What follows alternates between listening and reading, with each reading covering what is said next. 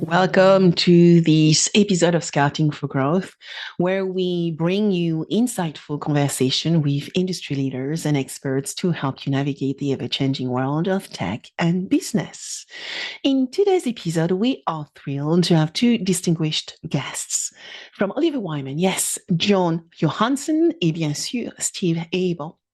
John is a senior technology executive and operational leader with over 25 years of experience in consulting and executive roles. He specializes in helping clients solve complex problems and deliver insights that can help them build trust. John's expertise spans many different areas, including program management, operation, shared services, enabling technologies, business process reengineering, but also actual operations and platforms. And the tech world, we are seeing emerging and revolutionizing a lot of things we are doing today, such as machine learning, artificial intelligence, cloud computing, and for sure, business and technical architectural design. And joining John is our well-known Steve Abel, a partner at Oliver Wyman. Steve is also passionate about helping clients achieve their strategic goals and optimize their performance while fostering a culture of collaboration, innovation, and excellence. With a strong focus on smart technological implementation, though, Steve has demonstrated proven track records of generating value across multiple organizations, large and small. His expertise in a similar path as John Johansen includes program management, operations services, enabling technologies, as well as finance, insurance product and data, as well as business and technological architectural design. In this episode, our two guests want to challenge and change current operational mindsets within large enterprises. We will therefore dive into the known tech challenges existing within our currently fast evolving digitizing insurance space and the companies within that space, why an experimentation culture is critical to drive the relevance and resilience business needs today. What are the most effective paths for evolution, reinvention, and consideration? And then we will dive into accessing some insights on how businesses can leverage tech ecosystems to scale digitally driven revenue models. Yes, we talked a little bit about monetization indeed. So whether you are a corporate executive, a tech founder, or simply interested in learning more about the future of tech within the insurance space, this episode is for you. So let's dive in and let's welcome John Johansen and Steve Abel to the Scouting for Growth podcast.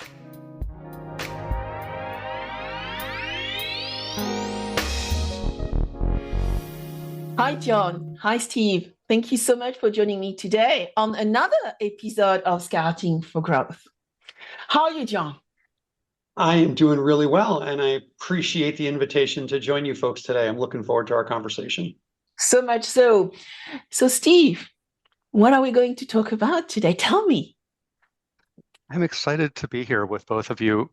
We've been talking the last several weeks about speed, and we've talked to Victor about speed. We've mentioned speed in terms of our insurance clients and insurtechs. And what we want to do is be a lot more tactical and say, okay, if you're a carrier or you're sitting in a company, how do you move fast?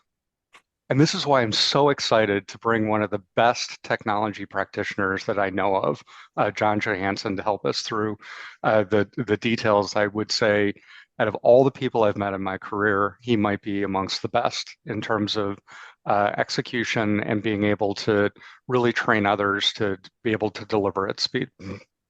So Well, Steve's making me blush as usual.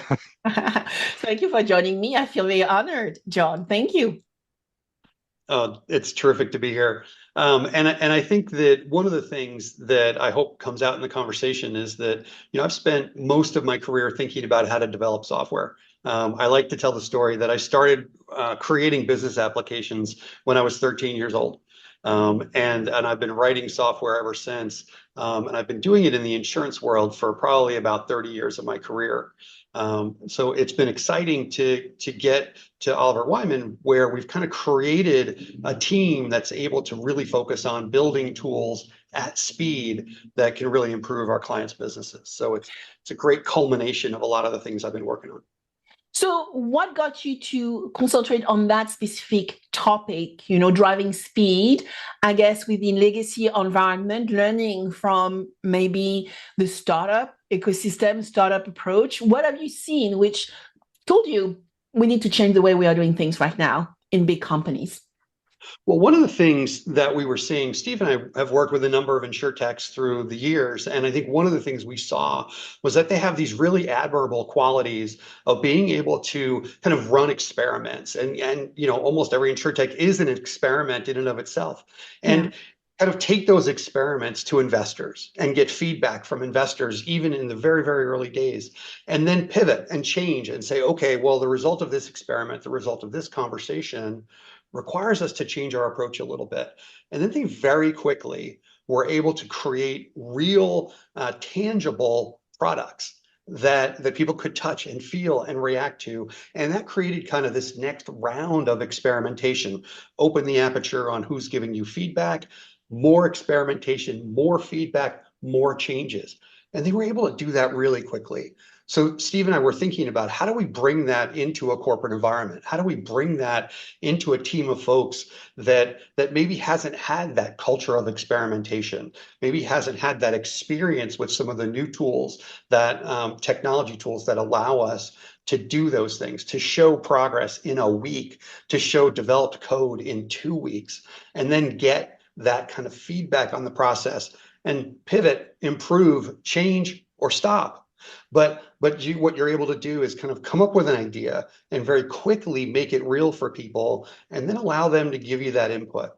We wanted to mimic that insurtech process within a corporate environment, and the management team at Oliver Wyman has supported us in that endeavor, and it's been a terrific experience. So before I come to you, Steve, there are a few statements you've made which make me so happy, John.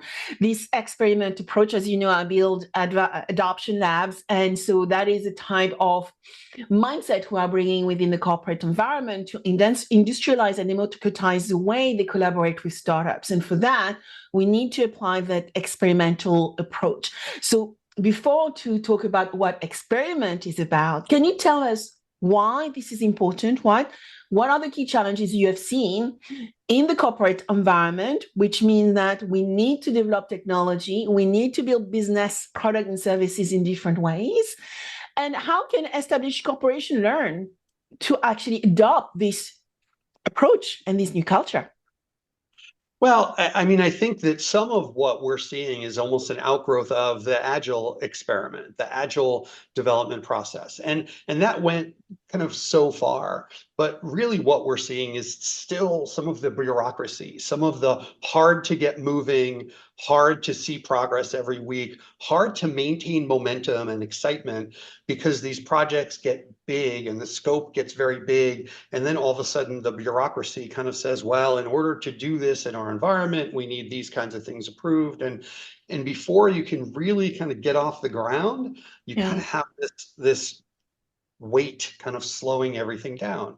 So what we wanted to do was think about what would we do if we could bring in a lot of those agile development processes, but again, this idea of kind of breaking the bounds of the culture to say, no, we're going to focus on progress in weeks, not months. We're going to focus on tangible deliverables very early, so that people aren't reading PowerPoints and reading requirements documents and signing off on use cases. What they're doing is they're looking at software and they're looking at those things.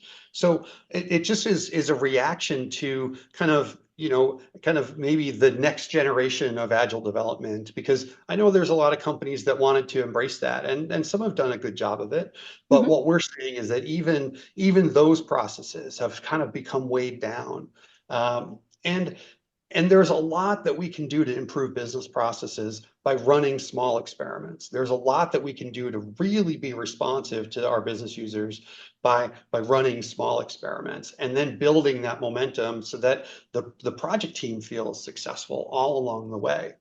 Yeah. So Yeah, that's superb. So, Steve, based on your own expertise working with John, what are the type of things you have seen as well, which tells you, at Oliver Wyman, we are going to apply some of those techniques we have learned working with young ventures and help actually those corporates speed the way they are going to do things. I think this idea of responsible innovation is super important. And I'm going to get back to this idea of proof points. So there's nothing wrong with the big corporate machine because it does a lot of things really well. It protects the risk agenda. It enables sort of bulletproof technology that's very, very stable. And we have a very large client where we have done some innovation for them. And we're beginning to scale that in the enterprise. And we're actually now thinking of this in at least 3 lanes. Okay. We have this innovation group that John's working with the client. They're doing some amazing experiments, and it's really cool. And we have the business as usual support group that have a really robust process to onboard new technology, to onboard changes to their technology. And then we've made really good friends with these folks within this organization is their enterprise architecture group. And what we're doing with this client is creating an on-ramp so that the 2 arms can talk to each other. This responsible corporate support maintenance arm that's super important to maintain an enterprise at scale, and this innovation arm, building that glue through sort of an intermediary, a party that can speak both languages, is super important. And I'm not saying that's the only pattern to do that, but I liked this client's idea of enterprise architects because they promulgate standards in the enterprise.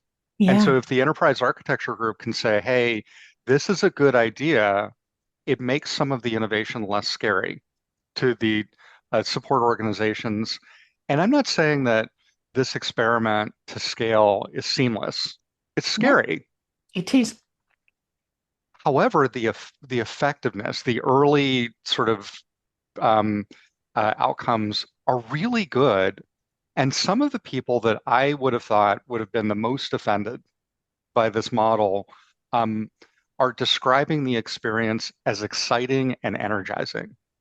So not only are we seeing some business results, but increased engagement, which sounds, it's awesome to see. Yeah. It's interesting the wording you are using, Steve, because recently I've had the ability to talk to, let's call them scaling or scale up architects. And so I asked them, why are you using the word architect? Said, you know what? We don't want to be called coach. We don't want to be called consultant, because what we are doing is really architecting and really having our hand dirty and producing something at the end. And only an architect can actually produce something really tangible at the end, whether it's an app, whether it's product, whether something that customer can touch, purchase the product and services from. Right. And so there's real stuff. And I thought this is fascinating because they explained to me that actually the theory comes from a gentleman. I can't even remember the full name of this writer, but the book is based, the study is based on a book called Predictable Success. And so that is where that concept of enterprise architect or architects, right, the builders of the components of success is coming from. So Steve, John, maybe I start with you, John. How can corporation and corporate executive measure the progress and the impact of adopting this type of culture? Because, when I build an adoption lab, it's all about the outcome, right? Incentive and outcomes. And often people don't realize, because we have seen a lot of innovation labs going kaput in recent months, right? People don't realize at the end of the day, we need to align corporate success to delivery of those initiatives. So tell us how we do that, measuring success. Well, I think the very most important part of measuring success starts with picking the right experiments up front. To be able to say, Steve just outlined a whole group of stakeholders that need to kind of be bought into the approach. We need to be able to say that let's identify an experiment that when it goes well, we've learned something. And that could be that we've learned that we now have a new capability that we need to pull into our business as usual world. Right? We need to scale that up and actually implement it. It could be that we do an experiment and we say, wow, we learned a lot from that, but we're going to stop because we think that it's not as extensible as we want it to be, or it's not going to achieve those objectives. And I think that we can begin to measure by throughput. Is this process of experimentation actually getting us to better, to faster business results, to faster implementations, to better handoffs, right? One of the things that's fraught with peril in any IT organization is when we go from development to beta test to launch to production support. Each one of those handoffs is fraught with peril. Are we doing those things better? Is there less drama? And I think that thinking through what those early experiments are and really demonstrating to people that the process is yielding that kind of benefit, that business change faster with less investment than an 18 months requirement process with an 18-month build and then a 12-month implementation. With the right experiments, with the right stakeholder team, we're absolutely seeing that all those metrics are trending in the right direction. So one thing which actually I want to also touch upon that you mentioned earlier, Steve, which is a point that Brian McDermott made when we talked last, is this bimodal, asymmetric, hybrid approach we need to actually implement in the organization. So how do organizations do that, right? You are running the business, BAU, and then alongside that, you need to apply this type of experimental approach. So run the business, meet the KPI from the shareholder, but at the same time, you need to build the business of tomorrow. How do we go about doing that? A few things. The first point is back to the metrics and what's important. So the metrics around the what, the KPIs, the business benefit should not change. Absolutely should not change. So if the business has some objectives, the goal of both modes in that bimodal should be laser focused on those business objectives and achieving them. Where we find this less effective is where either of those modes falls in love with itself. And there's a lot of innovation organizations or efforts that get so excited about innovation that they'll lose focus on the business objectives, or they'll lose focus on the other arm, which is so critical. And there's some organizations that get so excited about how good they are at maintaining everything and what their processes around maintaining this amazing level of complexity that sometimes they forget to innovate. And the organizations that can strike that balance, and it's more than a philosophical balance, because we said today we would talk about tactics. Yes. It's what tactics are you using to make sure that you have your innovation arm moving, that you have your BAU arm moving, and that they're integrating correctly. And some of those are embracing new ideas that we've talked about and perhaps discarding some old ideas. Yeah. And One example is I talk to a lot of IT professionals that think about new development in terms of capacity. So they'll say, I have X number of hours or heads, and my capacity to do a new thing is 3 out of 10. This can restrain the art of the possible to say, I have a capacity goal. Capacity is super important when I think about BAU because it's a predictable thing. Innovation is less predictable. It's more like managing a creative process.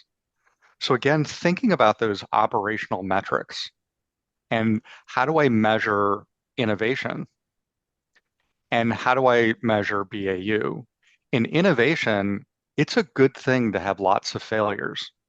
And the way I would measure my failures rate of being like a good amount of failures is how quickly am I detecting those?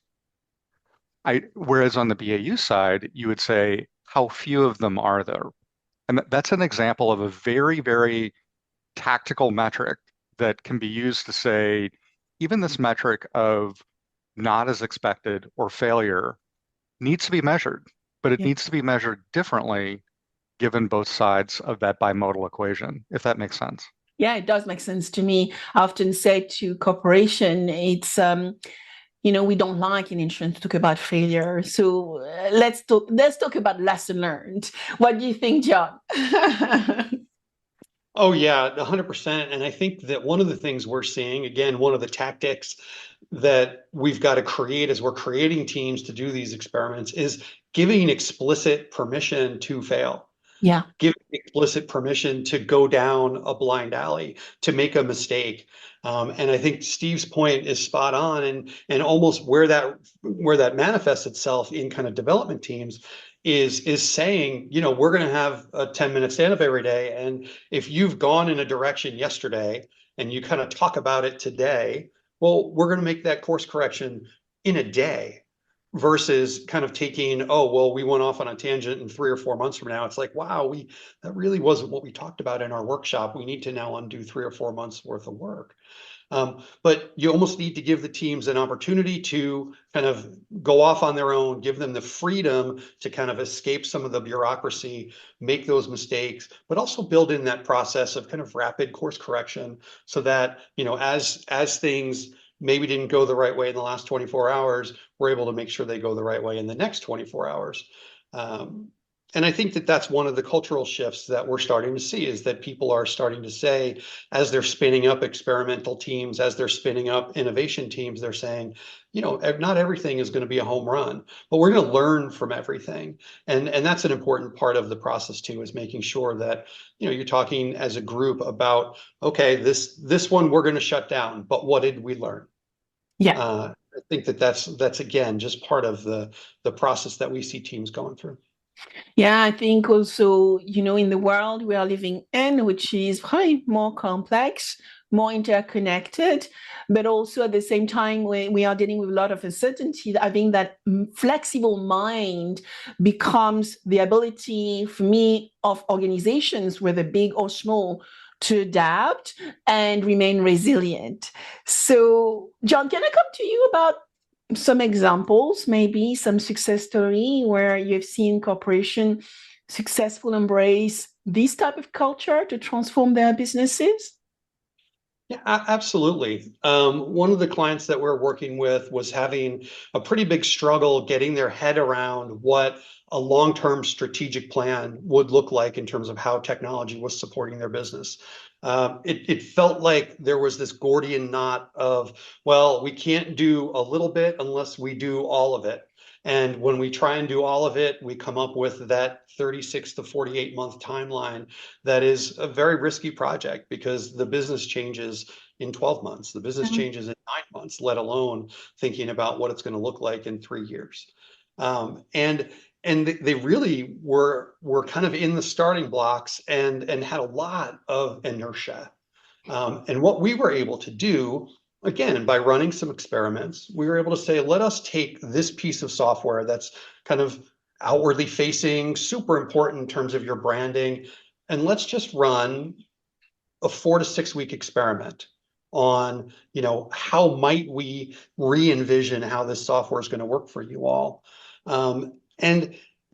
And we did that. We built a prototype. We built working software that actually processed business for them. That was about a 6 week effort. And instead of going to kind of their executive team and saying, let's in our mind's eye think about what it would be to reimagine this software. Again, this is something they thought would take 9 to 12 months to replace on its own, just that one piece. And now 6 weeks later, we're looking at something that is a dramatic improvement and is foundationally more agile, so that as that executive team now sat and said, well, gee, if we can do this in 6 weeks, let's talk about other ways that we want to engage our distribution channel. Let's talk about other ways that we can transform our business, because we know the long pole in the tent is not going to be this really long implementation cycle. Yeah. And that was, a terrific success story for the client, because it really changed the conversation for them from one about how am I going to do all this work only to be exactly where I am today, but on new platforms, to how are we going to have this tool that we can now use as a weapon in the marketplace, that we can now take our best ideas and manifest them in the marketplace. And all it took was a short experiment. And even in that time frame, we had multiple pivots. We said, here's a thing that sounds like it's going to bear some fruit. As we were having conversations with their stakeholders, it looked like, well, maybe there's a little shiny spot over there. Let's go look at that for a little bit. And that was the home run. That was the one that turned into this kind of transformational discussion for them. And that's we're kind of mid-flight there in terms of making that ultimately real. But it really has changed the trajectory for them in this calendar year. And now they're really rethinking and really thinking imaginatively about what they can achieve in the next 12 months. In terms of bringing that level of change to other areas of their business. Yeah, and then you can actually scale it across different areas of the business. What I hear is a lot of openness around collaboration with others, but also a different type of risk taking, which often, can be difficult in our industry, which is insurance, where we need to coach and, help our stakeholders to understand how to experiment and the value of experimentation.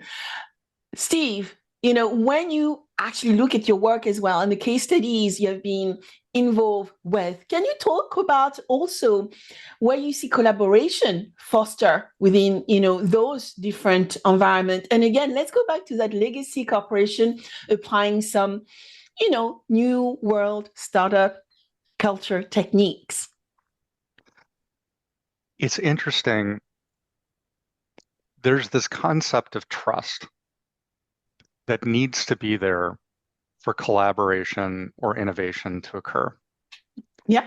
And there's this assumption that trust is an easy thing to get. And this is why we're adjusting even our corporate model in terms of how we engage our clients. Because in this old world, a consulting organization, a product organization would go to a client and they would maybe show the client a PowerPoint or a video. They'd take the client out to dinner and they'd say, trust me, you're going to have to spend a lot of money to get this business result. And then clients got pretty sophisticated because they said, you know what, that trust doesn't always get me a good business result. So then they said, let's put this out to bid and let's measure what different people are saying. Let's look at their quals. Let's look at different features of this product or this team. And still, that experiment didn't always yield consistent business results. Here's what we're doing to kind of shake up the trust journey. And here's a way to do it if you're a consultancy, and here's a way to do it if you're inside a company. So as a consultancy, we're beginning to say, and John mentioned this idea of support, so our leadership has been very supportive of this model, is to go into a client, and I think Brian McDermott said this. He said, we just got started. So what we say to a lot of clients is we're very trustworthy, but it's a very rational thing to not trust these radical statements. How about we get started? And then we will trust as proof points show up. In some instances, you will only pay as proof points show up. So this idea that you need to monetize something that you don't trust is a little irrational in some situations, especially if it's a new thing that you want that has very few proof points. As companies are moving into innovation, that you talk to how many companies that say they do Gen AI or AI that can do everything. It can be a can opener. And that might be true. It might not be true. And this idea of being very flexible in commercial arrangements, if you're a consultancy or if you're a client that hires consultants or you are buying products, this idea of, is there a new way that you can get more reliable outcomes and that trust is something that is real, that you can rely on, that's very correlated with those business outcomes. If it were me and I were a client, I would insist that my consulting providers do something better than PowerPoint, take me out to a dinner, or say, hey, you can trust me. Um, is there a better way of delivering proof points, sometimes by just getting to work? Yeah. So that's the first thing. And then if you're inside a big organization and you have an organization, the equation isn't all that different. It's talking to your leadership to say, how can I build a bank of assets that I can start to spend inside my company to generate trust? And especially if I'm building something new, because I don't have a lot of things to say, hey, I've done this a bunch of times before. And then same fact pattern. So as you're engaging your internal stakeholders, how can you get the train moving and demonstrate those proof points in a way that you're building that trust and that you're building the change with a foundation of trust in a new way?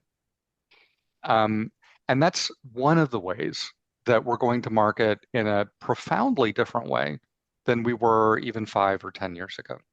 I mean, it's interesting because you are going into the rational of value creation and building strong relationship internally and externally to build trust.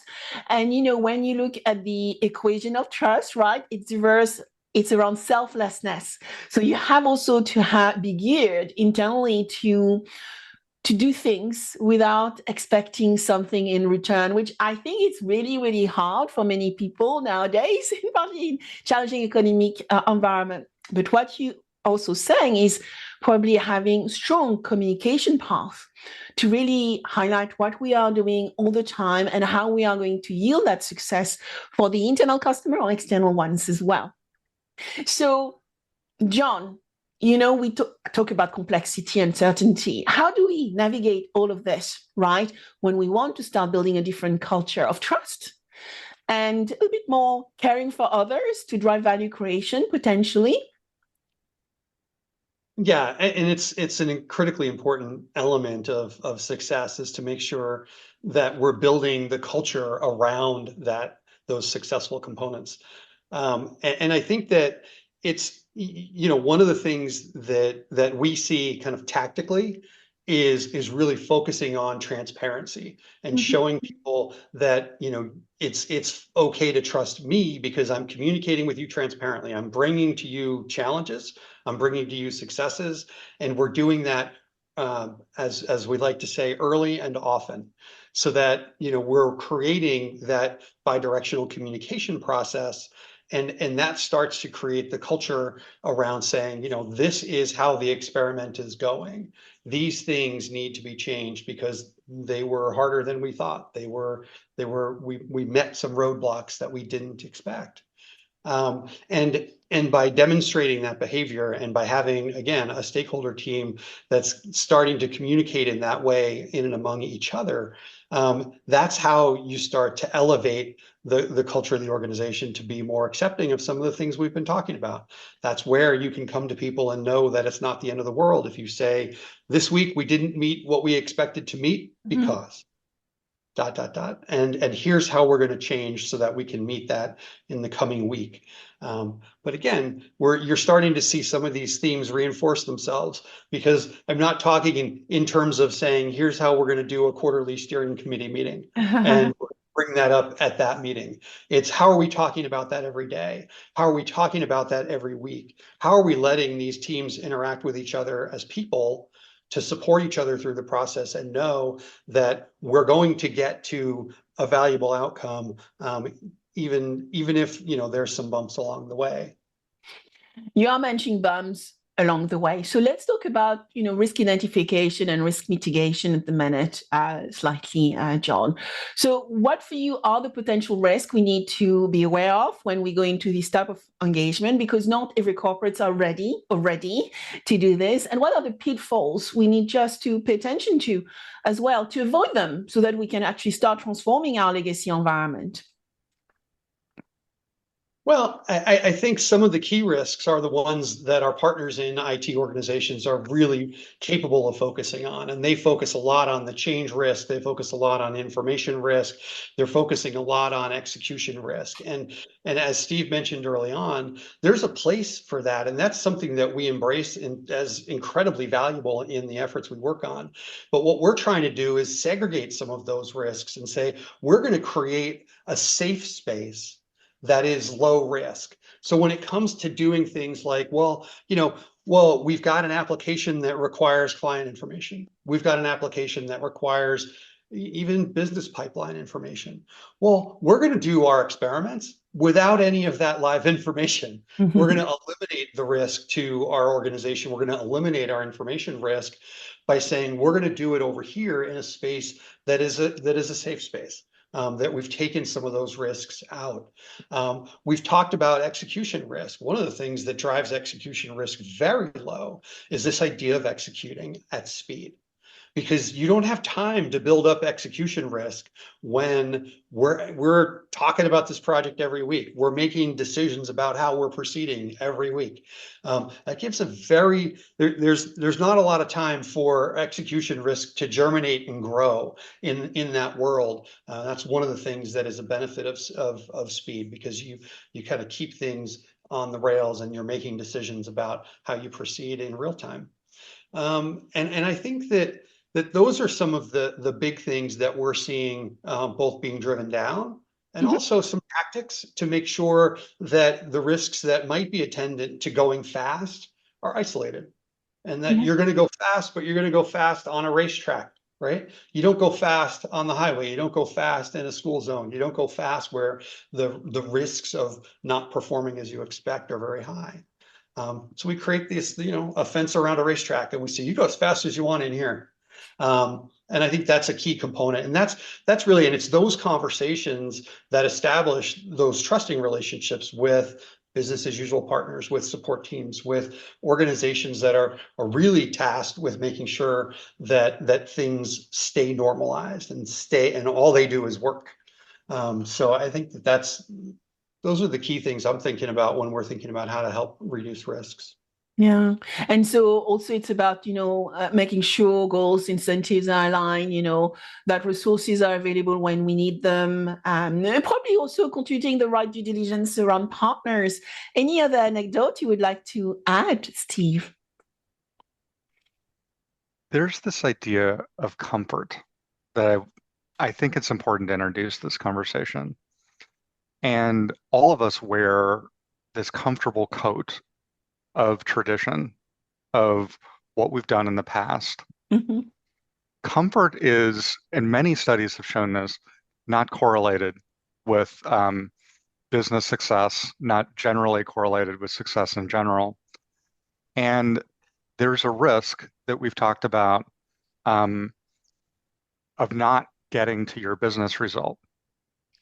And what we would ask listeners is to think about this shift from comfort to managing that risk. Mm-hmm. And feeling less comfortable about not achieving your business result. So many executives I run into just might casually say, well, we tried this project and we spent a lot of money and time, and I guess it didn't work. Mm. that attitude worries me. I would rather see this was incredibly painful, but we got to our business result. Yeah. And and I think we're seeing this paradigm shift in the sector where more courageous executives are saying, I'm going to step out of my comfort zone because the risk I'm managing is not, did I follow the right procedures? The risk I'm managing now is, am I achieving my business result and am I doing it in a timely way? Yeah.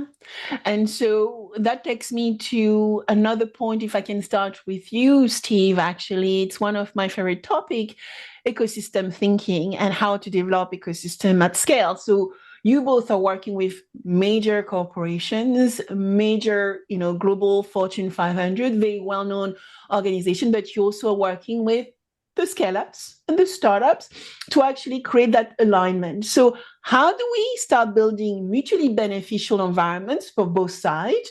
How do you start creating, enabling successful collaborations? And how do we help both sides, right? When we start looking at building ecosystem, which is the way to go, I think nowadays, align goal and incentives so that we can achieve all the amazing results and the culture you have both mentioned a few moments ago. So we're seeing a lot of change in large companies, and some are saying, I'm this size, but I actually need to be three companies, not one. Mm, And that's a very humble and courageous thing to say as a leadership team that we've built this mammoth thing, but actually it needs to be three things. This idea that each company needs to decide what should you be good at. yeah. And if you're a very large carrier, yes, you need innovation. But if you're really, really good at the BAU and a thousand other things, and innovation's not something that's going to be native to you, that might be something that you want to outsource to a lot of these smaller companies and to say, you know what, you're going to be very good at the funnel of innovation to say, I'm going to find all these companies that say they do this, but I'm going to be very good at narrowing them down and finding the very best innovation that fits my. There's nothing wrong with that answer. Mm-hmm. And if you're one of these smaller companies, you're providing this critical service to these organizations that have decided that they want to be very good at so many things, and they are reliant now on you as a provider to be innovating for them. So this idea of thinking of your business model as an ecosystem gives you so many more degrees of freedom, whoever you are. Yeah. If you're an intermediary, if you're a startup company, if you're a very mature tech, large company, this idea of just expanding the scope of what's possible to a broader ecosystem. And this has been occurring for decades. This is not a new concept, but it's good to remind ourselves that this is something that's important not to discard, if that makes sense. Yeah. John, any additional points from you? Well, I mean, I always like to bring maybe even some technology into this conversation because when I think about ecosystems, what I'm thinking about is that the walls between organizations, even how they exchange information and how they can engage as in in the regular course of business in automated ways are being enabled in ways, every day, every week, we're coming up with new ways to create really kind of low friction ecosystems. And Mm-hmm. exactly to Steve's point, these organizations are figuring out here's the things that I'm great at, and here's the things that I'm going to allow myself to, that I'm going to lower the friction on how I integrate with my ecosystem. And that's going to allow me to kind of capture more of the market. And the partners that I bring into my ecosystem are going to be the ones that are adding to that are integrating with me transparently, that are providing value to me transparently without artificial barriers, without artificial friction, artificial cost. And I think what we're seeing is that embracing some of those technology strategies is really supporting some of these ecosystems, and enabling us to kind of have much lower friction amongst our trading partners. And again, it does move toward, how do we build speed into our process, and that's another way that we can do that. Yeah. And so, when I think as well about ecosystem is we need to think about the way we build business slightly differently. You cannot apply the old techniques on building the business of tomorrow because you already said it, Steve, right? It's about building trust. So even your contracting becomes different because it needs to be a much more trustworthy, based on mutual respect, because we are going to do business together type of contracting, right? It's about really building relationships and throwing new ideas and approaches to see whether we can actually build that top line even a little bit better. But it's also about patience and persistence and taking, as we said earlier, calculated risk too. So, starting with you, John, what would be your last words of wisdom for me today? I think the thing that I'm hoping everyone's taking away from this conversation is that there's new techniques that we can bring to bear to create really valuable experiments that help us unlock business value while also integrating really well into the IT organization that has been successful and is really successful at running the things that need to be run on a business as usual basis. And that by thinking about some interesting experiments, you can turbocharge the business value that you're getting from those experiments. Steve, any last words? The same as I've said before, we love to keep the conversation going. And we'd love to help if we can. But if you don't want to talk to us, my advice would be to try something new, to step out of your comfort zone and see what happens. Try your own experiment. As I was preparing for this conversation, I picked up 3 quotes and I hope you will like them. The first one, which I believe you have actually both talked about during our conversation.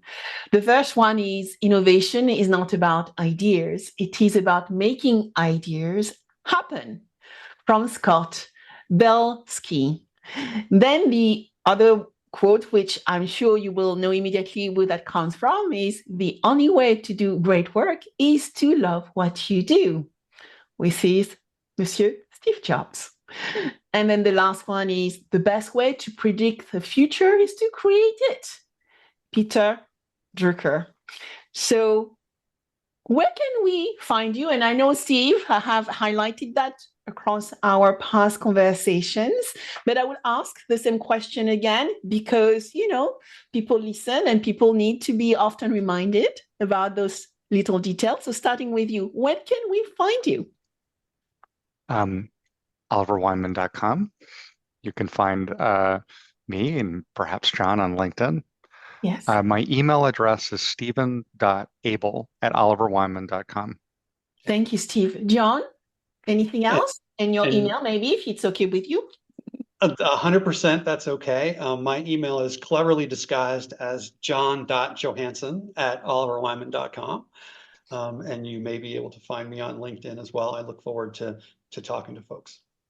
Well, thank you so much for joining me today on this great conversation where we are creating that alignment between legacy corporation and the startup environment, but also highlighting why we need to change the way we are working and take a much more experimental approach to achieving great outcomes. So thank you very much to both of you, Steve and John, for joining me on Scouting for Growth today. Thank you, Sabine. Thank you.